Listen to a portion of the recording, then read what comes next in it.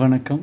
முனைவர் பாமணிகண்டன், உதவி பேராசிரியர், தமிழ் துறை, டாக்டர் எஸ்என்எஸ் ராஜலட்சுமி கலை அறிவியல் கல்லூரி, கோவை. சென்ற வகுப்பின் தொடர்ச்சியாக பாரதியாரின் புதிய ஆத்திச்சூடியிலிருந்து அடுத்ததாக நாம் காண இருப்பது குன்றென நிமிர்ந்து நில். கம்பீரம் என்பது வார்த்தை அல்ல, வாழ்க்கை. நமது கம்பீரமே நம்மை பலருக்கு அடையாளம் காட்டுகிறது எனலாம். எவ்வித குற்றங்களுக்கும் அடிமையாகாமல் உடல் திடமுடன் நிமிர்ந்த நடையோடு நடக்கும் கம்பீரம் இங்கே பலருக்கும் வாய்ப்பதில்லை. அது பாரதிக்கு வாய்த்தது.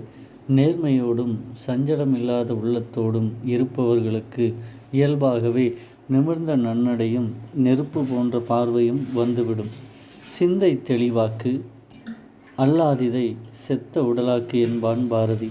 நம்முடைய சிந்தனைகள் தெளிவாக இருப்பது தான் நாம் வாழ்வதற்கான அர்த்தத்தை பெற்றுத்தரும். இல்லையேல் நாம் நடைபிணமாகவே கருதப்படுவோம்.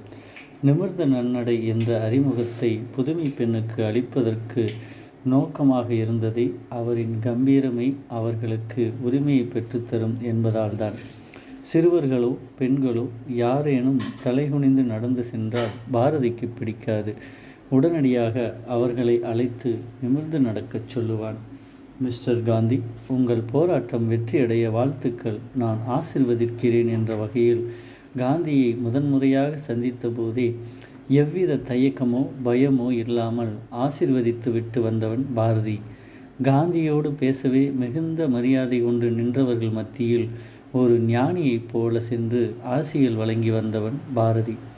விலங்குகளுக்கும் நமக்கும் உள்ள வித்தியாசமே நமது முதுகு தண்டுவடமே என்கிறார்கள் மருத்துவர்கள். விலங்குகளின் முதுகு தண்டுவடங்கள் கிடைமட்டமாக இருக்கும்.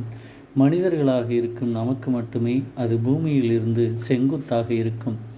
நாம் நிமிரவே நம்முடைய அறிவும் பலப்படுகிறது. எந்த தவறும் செய்யாத போதுதான் நாம் எவ்வித அச்சமும் இல்லாமல் உரிமையோடு நிமிர்ந்து நிற்க முடியும். இங்கே நிமிர்ந்து நிற்கச் சொல்லுவது உடலளவில் மட்டுமல்ல, மனதளவிலும் நிமிர்ந்து நிற்க வேண்டும். மலையினைப் போல் நிமிர்ந்து நிற்க வேண்டும். நம்முடைய கம்பீரமும் நேர்மையும் உயர்வான இடங்களுக்கு அழைத்து செல்லும் என்பதை மறந்துவிடக்கூடாது. நேர்மையோடு இருந்துவிட்டால் நெருப்பு கூட அஞ்சி ஒதுங்கும் என்றான். எல்லோரும் ஓர் குலம், எல்லோரும் ஓர் நிறை, எல்லோரும் இந்நாட்டு மன்னர்கள் என்று முழக்கமிட்டவன் பாரதி. எல்லோருக்கும் எல்லாமும் கிடைக்க விரும்பியவன்.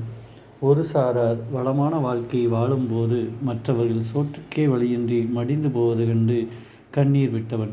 அதை மாற்றும் வழிவகை சொன்னவன், நிமிர்ந்து நிற்கச் சொன்னவன். பாரதியின் கையில் ஒரு செங்கோல் வைத்திருப்பான். அது அவனுடைய கம்பீரத்தை அதிகப்படுத்தும். அது கம்பீரத்தை மட்டுமே குறிப்பதில்லை. செங்கோல் கொண்டு ஆட்சி செய்த மன்னனின் மனநிலையை பாரதிக்கும் உண்டு.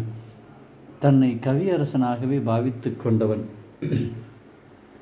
யாருக்கும் தீங்கில்லாத பாரபட்சமற்ற வாழ்க்கையை வாழ்ந்தவன். தராசு போல் வாழ்க்கை வாழ்வதே சிறந்தது என்பதை வலியுறுத்தியவன். எல்லோருக்கும் எல்லாம் கிடைக்க வேண்டும் என்ற சமத்துவத்தை போதித்து அதன்படியே வாழ முயற்சி செய்தான்.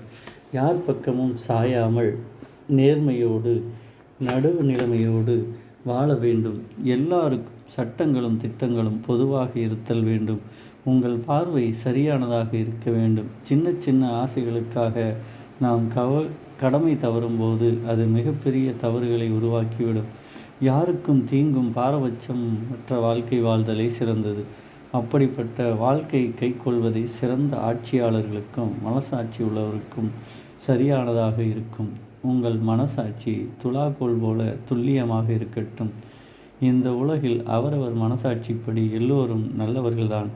ஆனால் சில நேரங்களில் அடுத்தவர் பார்வையின் தவறாக தெரிகிறோம். நல்லவற்றை யார் செய்தாலும் வரவேற்றும் நமக்கு நெருக்கமானவர்கள் செய்யும் தீமைகளை சுட்டி காட்டி அதை நீக்கும் பண்பனை நாம் பெற வேண்டும். மகாராஜாவாக இருந்தாலும் தனக்கு சொல்லிக் கொடுத்த ஆசிரியராக இருந்தாலும் தவறு செய்தால் அதை சுட்டிக்காட்ட தயங்காத மனநிலை, மண்பாண்டம் செய்யும் குயவனின் நேர்த்தியான தொழிலை பாராட்டும் மனநிலையும் பாரதிக்கு இருந்தது. அதனாலேயே அவனது நிமிர்ந்த நன்னடையும் இருந்தது. நீங்கள் மற்றவர்களை எந்த அளவுகோலால் அளக்குகிறீர்களோ நீங்களும் அதனாலேயே அளக்கப்படுவீர்கள். குன்றென நிமிர்ந்து நில்லுங்கள்.